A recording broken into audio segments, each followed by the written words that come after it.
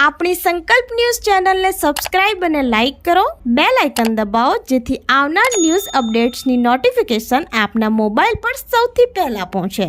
Like, subscribe and share the video.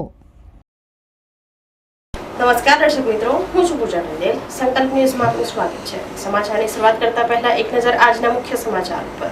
વલસાડમાં માત્ર 1.5 inch વરસાદે તંત્રની પોલ ઉગાડી પાડી દીધી. મોગરાવાડી રેલવેના છીપાડ અંડરપાસમાં પાણી ભરાતા વાહનો ખોટકાયા. વલસાડ જિલ્લામાં વહેલી સવારથી વરસાદી માહોલ જોવા મળ્યો હતો. જિલ્લામાં મેઘરાજા નિયંત્રિત થતા ધરતીપુત્રોમાં ખુશીનો માહોલ તો બીજી તરફ અસહ્ય ગરમીથી રાહત મળી હતી. તેમજ વલસાડ અને વાપીમાં વરસાદ પડ્યો હતો. વરસાદને કારણે વાપીના સલવાવ હાઈવે ઉપર સર્વિસ રોડ ઉપર પાણી ભરાઈ ગયું હતું. ત્યારે વલસાડમાં 2 કલાકમાં 1.2 ઇંચ વરસાદથી વલસાડ શહેરના અંડરપાસમાં પાણી ભરાયું હતું. વલસાડના મોગરાવાડી અને છીપાડ અંડરપાસમાં પાણી ભરાતા વાહન ચાલકો પરેશાન થયા હતા. પાલિકાની પ્રી મોન્સૂનની કામગીરીના 1 ઇંચ વરસાદે પોલ ખોલી નાખી છે. ગટર અને નાળામાં સાફ સફાઈ ન થતા વરસાદી પાણીનો નિકાલ ન થતા સ્થાનિકોને હાલાકીનો વેઠવાનો વારો આવ્યો હતો.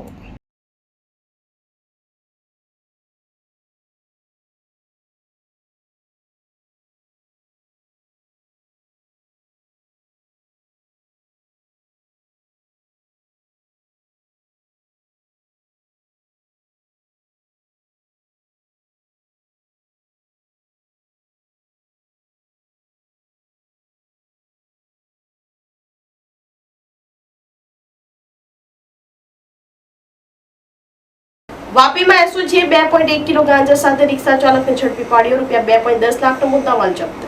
વલસાડ એસઓજી ટીમે વાપી ટાઉન વિસ્તારમાં સફળ કાર્યવાહી કરીને 2.01 કિલોગ્રામ ગાંજાના જથ્થા સાથે એક આરોપીની ધરપકડ કરી છે.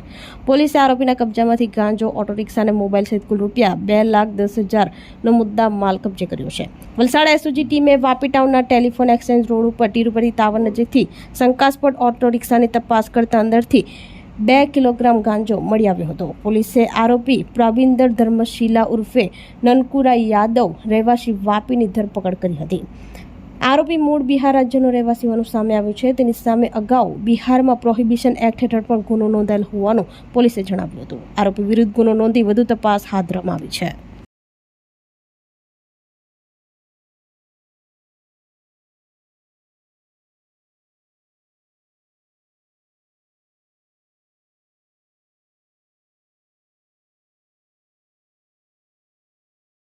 દમણમાં મેઘરાજાનું આગમન. ગરમીથી રાહત વચ્ચે મોટી દમણ કિલ્લા વિસ્તારમાં જળબંબાકારની સ્થિતિ સર્જાઈ. વરસાદી પાણીના યોગ્ય નિકાલની સુચારુ વ્યવસ્થા ન હોવાથી થોડા જ વરસાદમાં રસ્તાઓ નદીમાં પરિવર્તિત થતા હાલાકી. સંઘ પ્રદેશ દમણમાં ઋતુના પ્રથમ વરસાદના આગમનથી છેલ્લા ઘણા સમયથી અસહ્ય ગરમી અને બફારાથી ત્રસ્ત બનેલા લોકોને ઠંડકની અનુભૂતિ થતાં મોટી રાહત મળવા પામી છે. જોકે આ પ્રથમ વરસાદે સ્થાનિક વહીવટીતંત્રની કામગીરીની પોલ ખોલી નાખી છે. મોટી દમણ ક્ષેત્રની અંદર આવેલા રસ્તાઓ પર વરસાદી પાણીના યોગ્ય નિકાલની કોઈ સુચારુ વ્યવસ્થા ન હોવાને કારણે રસ્તા ઉપર વરસાદી પાણી ફરી વળ્યા હતા. માર્ગો ઉપર મોટા પ્રમાણમાં પાણી ભરાઈ ગયું હતું અને આ જળબંબાકાર રસ્તા ઉપરથી પસાર થતા વાહન ચાલકો તેમજ રાહદારીઓએ ભારે હાલાકીનો સામનો કરવો પડી રહ્યો હતો. માત્ર સામાન્ય વરસાદમાં રસ્તાઓ નદીમાં ફેરવાઈ જતા લોકોમાં રોષ જોવા મળી રહ્યો છે. આશ્ચર્યની વાત એ છે કે દમણમાં 24 કલાક દરમિયાન ફક્ત 7.20 mm જેટલો જ વરસાદ નોંધાયો છે. છતાંય રસ્તાઓ ઉપર જળબંબાકારની સ્થિતિ સર્જાઈ છે. બીજી તરફ વરસાદી માહોલ સક્રિય થતા ખેડૂતોમાં ખુશીની લહેર પ્રસરી જવા પામી છે અને આગામી દિવસોમાં વાવણી લાયક સારો વરસાદ વરસે તેવી આશા ખેડૂત પુત્રો સેવી રહ્યા છે. ત્યારે હવામાન વિભાગ દ્વારા આગામી 24 કલાક દરમિયાન દક્ષિણ ગુજરાતની સાથે સંઘ પ્રદેશ દાદરા નગર હવેલી અને દમણ દીવમાં યલો એલર્ટ જારી કરવામાં આવ્યું છે. આ વિસ્તારમાં ભારેથી અતિભારે વરસાદ વરસી શકે છે તેવી આગાહી કરવામાં આવતા તંત્રએ એલર્ટ મોડમાં આવી જરૂરી તૈયારીઓ શરૂ કરી દીધી છે.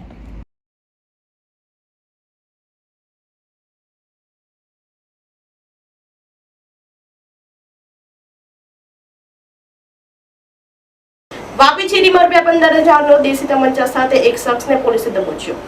વાપીમાં એસઓજી ટીમને મળેલ બાતમીના આધારે છીરીના વલ્લભનગર ગેટ નજીક એક યુવક ગેરકાયદેસર દેશી તમંચો લઈને ફરી રહ્યો હતો. બાતમીના આધારે એસઓજી ટીમે સ્થળ ઉપર વોચ ગોઠવી શંકાસ્પદ યુવકને અટકાવી તપાસ હાથ ધરી હતી. આ તપાસ દરમિયાન યુવકના કબજામાંથી ₹15,000ની કિંમતનો દેશી હાથ બનાવટનો લોખંડનો તમંચો મળી આવ્યો હતો. આરોપી પાસે હથિયાર રાખવા અંગે કોઈપણ પ્રકારનો પાસ કે પરમિટ ન હોવાનું સામે આવતા પોલીસે તેની ધરપકડ કરી હતી. પકડાયેલા આરોપીની ઓળખ મોહમ્મદ શાહનવાઝ મોહમ્મદ રઝી હસન શેખ રહેવાસી છીરી મૂળ રહેવાસી બિહારનો રહેવાસી છે. પોલીસે આરોપી પાસેથી દેશી તમંચો કબજે કરી તેની સામે આર્મ્સ એક્ટ હેઠળ ડુંગરા પોલીસ મથકે ગુનો નોંધાયો હતો. આરોપી સામે અગાઉ વર્ષ 2024માં ડુંગરા પોલીસ મથકે ભારતીય ન્યાય સંહિતાની કલમ હેઠળ પણ ગુનો નોંધાયેલ હોવાનું બહાર આવ્યું છે.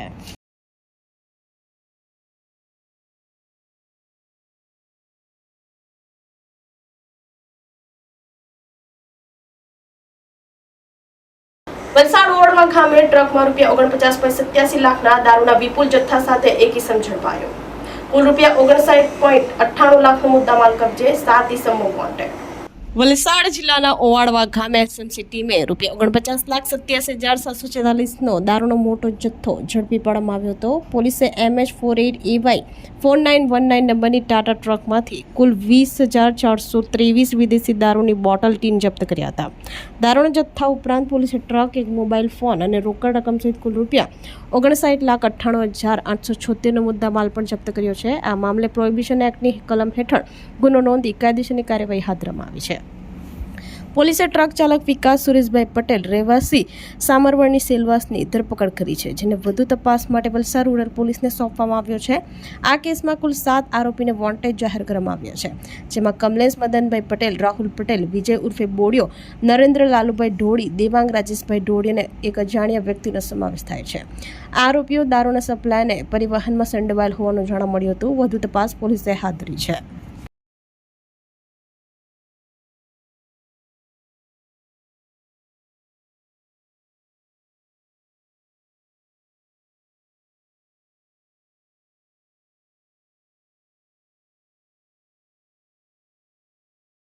ગુજરાત સફાઈ કામદાર મહામંડળની અર્ધવાર્ષિક સામાન્ય સભા અમદાવાદ ખાતે યોજાઈ. ગુજરાત સફાઈ કામદાર મહામંડળની અર્ધવાર્ષિક સામાન્ય સભાનું આયોજન અમદાવાદ ખાતે કરવામાં આવ્યું હતું તથા ગુજરાત સફાઈ કામદાર મહામંડળના પ્રદેશ અધ્યક્ષ કસ્તુરભાઈ મકવાણાની 79માં જન્મદિવસની ઉજવણી સાથે કરવામાં આવી હતી. આ મીટિંગમાં ઉપસ્થિત રહેલા મહાનુભાવો પ્રદેશ મહામંત્રી રમેશભાઈ વાઘેલા, દક્ષિણ ગુજરાત પ્રભારી રાજેશભાઈ જોધપુરી, ઝોન પ્રભારીઓ, મધ્ય zone state committee member Jagdishbhai Solanki, Rajnikant Solanki તથા Akhil Solanki, state committee member Harjibhai Garaniya તથા વલસાડ જિલ્લા પ્રમુખ પંકજ ગરણિયા તથા ધર્મેશ પટેલ, ધરમપુર નગરપાલિકા પ્રમુખ મહેન્દ્ર સોલંકી તથા નવસારી નગરપાલિકા પ્રમુખ સુરેશ સોલંકી, બારેજા નગરપાલિકાના રાજેન્દ્રભાઈ વાઘેલા, પરસોત્તમભાઈ વાઘેલા, ગુજરાત સફાઈ કામદાર મહામંડળના પદાધિકારીઓ તેમજ કર્મચારીઓ હાજર રહ્યા હતા.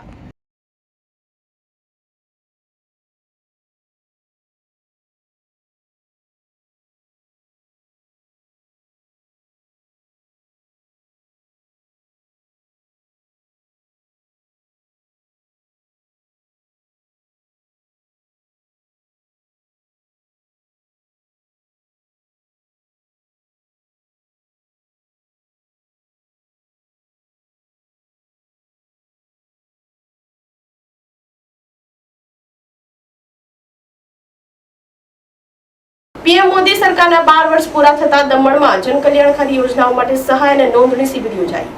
વડાપ્રધાન નરેન્દ્ર મોદીના નેતૃત્વમાં કેન્દ્ર સરકારના 12 વર્ષ પૂરા થવાના અવસરે દમણ ભાજપ દ્વારા બેસલોડ કોળી પટેલ સમાજ હોલ ખાતે જનકલ્યાણકારી યોજનાઓ અંગેની માહિતી આપવા અને પાત્રતા ધરાવતા લાભાર્થીઓની નોંધણી કરવા માટે એક દિવસીય વિશેષ સહાય શિબિરનું આયોજન કરવામાં આવ્યું હતું.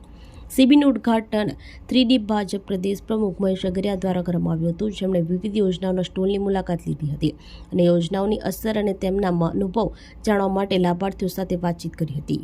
આ કાર્યક્રમમાં દમણ જિલ્લા પંચાયતના પ્રમુખ ધરમ પટેલ, દમણ ડીએમસી પ્રમુખ દીપિકાબેન ટંડેલ, શિબિર કન્વીનર અને કાઉન્સિલર અસ્પિત દમણિયા અને જનપ્રતિનિધિઓ અને બીજેપી પદાધિકારીઓ ઉપસ્થિત રહ્યા હતા. આ વિશેષ સહાય શિબિરમાં કેન્દ્ર સરકારની વિવિધ જનકલ્યાણકારી યોજનાઓ જેવી કે આયુષ્માન ભારત, આયુષ્માન વય વંદના, પીએમ સૂર્યઘર, પીએમ સ્વનિધિ અને લખપતિ દીદી વિશે માહિતી પૂરી પાડવામાં આવી રહી છે. તેમજ પાત્ર લાભાર્થીઓની સ્થળ ઉપર જ નોંધણી કરવામાં આવી રહી છે. આ ઉપરાંત શિબિરમાં સ્વાસ્થ્ય તપાસની સુવિધા પણ ઉપલબ્ધ છે. પ્રદેશ પ્રભારી દુષ્યંત પટેલ અને ભાજપ સચિવ જિગ્નેશ પટેલ પણ આ પ્રસંગે હાજર રહ્યા હતા.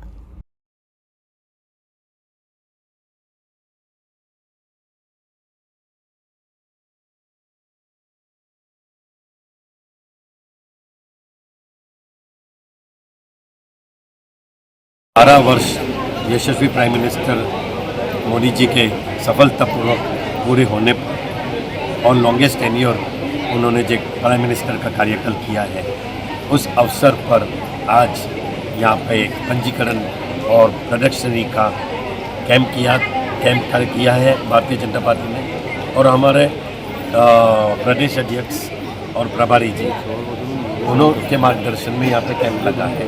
और आपने देखा होगा मोदी जी की उपलब्धि के सारी कार्यशाला यहाँ पे प्रदर्शनी डिस्प्ले की है। साथ ही साथ में यहाँ पे हमारे नगर पालिका सिल्वन बीबी जो स्ट्रीट वेंडर स्कीम है उसका कैंप लगा है।